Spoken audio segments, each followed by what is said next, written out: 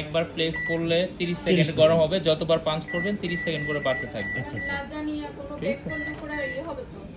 হ্যাঁ, আর এখানে হলো মাইক্রোওয়েভ হলো গরম।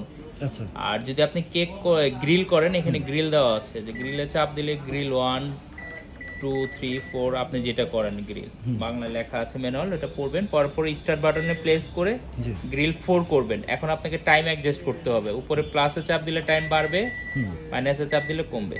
আচ্ছা এখন যদি মনে করেন আপনি 35 সেকেন্ড দেন, 35 সেকেন্ড দেওয়ার পর স্টার্ট, এখন গ্রিল হবে। আচ্ছা আচ্ছা আর আপনি যখন গ্রিল কনভেকশন কেক করবেন, হুম এখানে এই যে অপশনে চাপ দিবেন কনভেকশন, আচ্ছা এখানে তাপমাত্রা দেওয়া আছে 135 ডিগ্রি।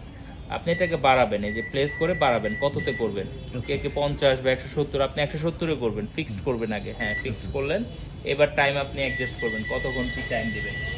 টাইম দেওয়ার পরে স্টার্ট, একবারে ইজি।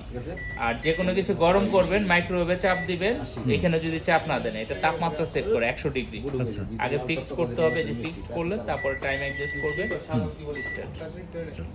ঠিক আছে ঠিক আছে। আচ্ছা থ্যাংক এর ইউ সাথে কাচের প্লেট দেওয়া আছে, স্টিলের র‍্যাক দেওয়া আছে, খাবার গরম করার জন্য ঢাকনা দেওয়া আছে, আচ্ছা 3টা জিনিস দেওয়া আছে। ঠিক আছে